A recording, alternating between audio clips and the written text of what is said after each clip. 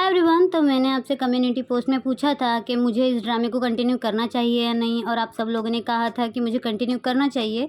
तो मैं इसका एपिसोड 2 लेकर आ गई हूँ।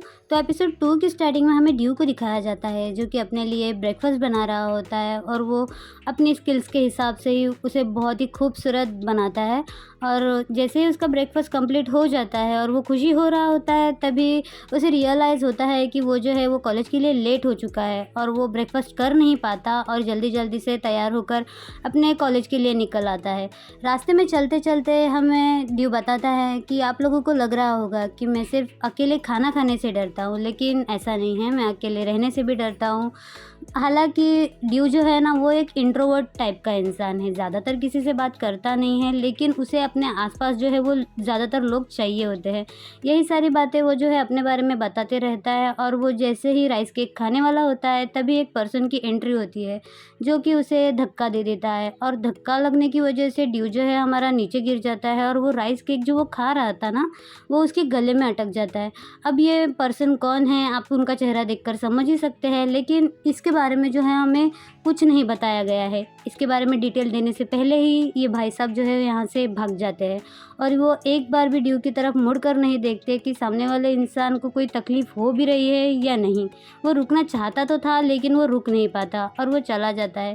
ड्यू उसे रोकने की काफ़ी ज़्यादा कोशिश करता है, लेकिन उसके गले में जो राइस केक अटक गया है, उसकी वजह से उसे बोलने में बहुत ज़्यादा तकलीफ़ हो रही होती है। ना वो केक अंदर जा रहा है और ना ही बाहर निकल रहा है। ड्यू सोचने लगता है ये मेरे साथ क्या हो रहा है, और वो किसी तरह अपनी जान बचाने के लिए जो है वो उड़ी मारना स्टार्ट कर देता है। उड़ी मारना यानी कि जंप करना। जंप करता है, लेकिन फिर भी जो है वो राइस केक बाहर निकलता नहीं है, तो वो अपने पेट पे है जो ज़ोरदार मुक्का मार देता है, जिसकी वजह से खाना जो है वो अंदर चला जाता है। जैसे ही वो खुद को रिलीफ़ करता है, अगेन उसको बेल की आवाज़ सुनाई देती है, यानी कि उसको कॉलेज के लिए लेट हो रहा है। तो वो अपने कॉलेज चला जाता है। हमें कॉलेज का सीन दिखाया जाता है, जहाँ पे पता नहीं क्यों असेंबली हॉल दिखाया गया है। क्लासरूम की तरह नहीं दिख रहा है, और वो लोग सारे जो स्टूडेंट है वो एक छाता लेकर आए हैं। उस छाते का मतलब भी मुझे नहीं समझा कि उन्होंने छाता अपने हाथ में क्यों रखा हुआ है। फाइनली वहाँ पे सब लोग जो है वो बैठ जाते हैं। उसके बाद वो लोग जो है वो अब एक दूसरे का इंट्रोडक्शन देना स्टार्ट कर देते हैं। तभी वहाँ पे ड्यू भी आ जाता है, और मिंग और पोस्टी जो है वो ड्यू का इंट्रोडक्शन भी सारे बच्चों के साथ करवा देते हैं। जैसे ही ड्यू अपने डेस्क पे बैठने की कोशिश करता है और अपने बुक्स निकालता है, उसी टाइम पे जो है एक पेपर नीचे गिर जाता है, और ड्यू अपना पेपर उठाने के लिए नीचे झुकता है। तभी वहाँ पे टीचर की एंट्री हो जाती है, जिसकी वजह से ड्यू जो है वो अपना पेपर उठा नहीं पाता। टीचर को देखने के बाद स्टूडेंट जो है वो सारे अपने डेस्क पे बैठ जाते हैं। ड्यू उन्हें देखकर जो है अपना फेस छुपाने लगता है।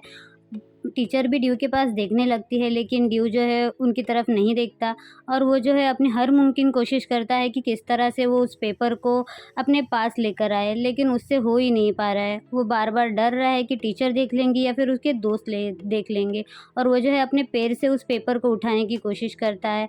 जब उससे वो नहीं हो पाता, तो वो सबका ध्यान डिस्ट्रैक्ट करने के लिए खाँसने लगता है, अलग-अलग तरह की आवाज़ें निकालने लगता है, जिससे सब लोग सोचने लगते हैं कि इस लड़के को हुआ क्या है। पोस्टी पूछने की कोशिश करता है, लेकिन ड्यू जो है उसे कोई जवाब नहीं देता और कहता है कि बस मुझे खांसी आ रही थी। मैडम का पूरा ध्यान जो है वो अब ड्यू पे आ चुका होता है। ड्यू जो है वो दोबारा से कोशिश करता है और अपने बेंच को हिलाने की कोशिश करता है, और किसी न किसी तरह से जो है वो उस पेपर को उठाने की कोशिश करता है। जैसे मैम उसके पास आने लगती है ना, तो एक स्टूडेंट उन्हें बुला लेता है एक सवाल पूछने के लिए, तो मैम जो है वहाँ पे बिज़ी हो जाती है, और ड्यू जो है अपना काम दोबारा से स्टार्ट करता है उस पेपर को उठाने के लिए। तभी वो जो है अब इमेजिन करता है कि वो उस क्लासरूम में पूरी तरह से अकेला है, और वो घबरा जाता है। वो अपने दोस्तों को यहाँ वहाँ देखने की कोशिश करता है, उनको आवाज़ देता है, लेकिन वो दोनों जो है वहाँ पे नहीं दिखते, और वो बहुत ज़्यादा पैनिक करने लगता है कि ये क्या हो रहा है, मुझे क्या हो गया है, मैं अकेला क्यों हूँ। और वो नोटिस करता है कि वो पेपर भी वहाँ पे नहीं है, वो पेपर कहाँ चला गया। फिर हमें बताया जाता है कि उस पेपर में एक्चुअली था क्या। उस पेपर में वही टाइम टेबल था जो कि ड्यू ने लिखा था अपने दोस्तों के साथ खाना खाने के लिए। सीन प्रेजेंट में शिफ्ट होता है, यानी कि इमेजिनेशन से बाहर, और वो दोबारा से जो है वो अपना पेपर उठाने की कोशिश करता है। तभी जो है ड्यू फ्रस्ट्रेटेड होके बहुत ज़ोर से चिल्लाता है, और सब लोग जो है उसकी तरफ देखने लगते हैं, और वो इसी फ्रस्ट्रेशन में जो है वो पेपर उठाने के लिए आगे बढ़ता है। मैम उस पे चॉक मारने वाली होती है, लेकिन सडनली जो है ना वो टाइम पूरी तरह से स्टॉप हो जाता है, यानी कि कोई भी अपनी जगह से हिल नहीं पाता। तो जल्दी जल्दी में ड्यू जो है उस पेपर को अपने जैकेट के अंदर डाल देता है। अब ये टाइम कैसे स्टॉप हुआ ये भी मुझे नहीं पता। आई थिंक इसकी थियोरी भी हमें आगे पता चलेगी। फाइनली जैसे ही वो पेपर अंदर डाल देता है, दोबारा से टाइम स्टार्ट हो जाता है और मैम जो है वो चॉक फेंक कर ड्यू को मार देती है। पोस्चे कहता है तुम ठीक हो ना। मैम उनके पास आती है और उनसे चिल्लाती है कि तुम लोगों का क्लास में बिल्कुल भी ध्यान नहीं है। फिर बेल बजती है और मैम वहाँ से चली जाती है। पोस्चे और मेंग उससे पूछने लगते हैं कि क्या हुआ, आज तुम्हारी तबीयत ठीक नहीं है, कि तुम ठीक हो ना। तो ड्यू उनसे कहता है कि हाँ मैं बिल्कुल ठीक हूँ। उसके बाद वो दोनों कहते हैं कि चलो अब हमें भूख लगी है, हमें कैंटीन में जाना चाहिए। तो ड्यू उनकी बात पे अग्री करता है और ड्यू मन में सोचने लगता है कि अगर इन लोगों को उस पेपर के बारे में पता चलता तो वो मेरे बारे में क्या सोचते, ये कितना ज़्यादा एम्बैरेसिंग है, मुझे आगे से ध्यान रखना चाहिए। फिर सीन शिफ्ट होता है, हमें उन तीनों को जो है वो कैंटीन में दिखाया जाता है, जो कि बहुत ज़्यादा खूबसूरत होती है और एकदम शांत तरह की जगह होती है। और पोस्ची को तो खाने के अलावा और कुछ सोचता नहीं है, तो वो मेंग से कहता है कि जल्दी चलो, हमें टेबल रिज़र्व करनी पड़ेगी और खाना लेकर आना पड़ेगा। और ड्यू जो है वो जाके टेबल पे बैठ जाता है। तभी वो देखता है कि मेंग और पोस्चे जो है वो अपना अपना खाना लेकर आ गए हैं। वो दोनों ड्यू से भी कहते हैं कि तुम जाकर अपना खाना लेकर आओ। तो ड्यू कहता है कि हाँ। उसके बाद ड्यू जो है देखता है कि उन लोगों ने जो है राइस केक लेकर आया है और वही राइस केक देखकर उसको उसके मॉर्निंग वाला टाइम याद आता है कि किस तरह से वो खा रहा था और उसके गले में अटक गया था। वो सामने वाले पर्सन ने उसकी हेल्प भी नहीं की थी। पोस्चे उससे पूछने लगता है क्या हो गया, तुम किस ख्यालों में खो गए हो, तुम खाना नहीं लेने जा रहे क्या। तो ड्यू कहता है कि हाँ जा रहा हूँ। और पोस्चे जैसे ही खाने वाला होता है, ड्यू उसे रोकते हुए कहता है कि रुको, तुम लोग ऐसा नहीं कर सकते, तुम लोग खाना कैसे स्टार्ट कर सकते हो, मैंने अभी तक लाया भी नहीं है। तो वो लोग है ना 3 मिनट काउंट करते हैं और कहते हैं कि हम 3 मिनट काउंट करेंगे, उसके पहले अगर तुमने नहीं खाना लाया तो हम लोग खा लेंगे। तो ड्यू सोचने लगता है कि ये क्या जुल्म है, मतलब 3 मिनट में कैसे खाना लेकर आऊँगा। लेकिन वो लोग जो है काउंटिंग स्टार्ट कर देते हैं। तो ड्यू जो है वो जल्दी जल्दी में वहाँ से उठ जाता है अपना खाना लाने के लिए और 3 मिनट कंप्लीट होने से पहले ही वो जो है अपने टेबल पे आ चुका होता है। पोस्चे से बिल्कुल भी वेट नहीं हुआ था, इसलिए उसने खाना स्टार्ट कर दिया था, जिससे ड्यू गुस्सा होते हुए उससे कहता है कि तुम लोग मेरा बिल्कुल भी वेट नहीं कर सकते। मिंग उसे बताता है कि मैंने नहीं खाया, मैंने वेट किया।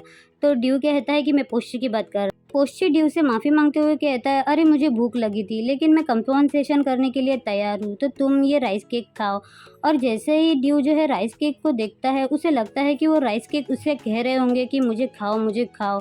और ये बात सुनने के बाद ना ड्यू की हालत ख़राब हो जाती है और उसे वॉमिटिंग जैसा होता है, तो वो जल्दी से वहाँ से भाग जाता है।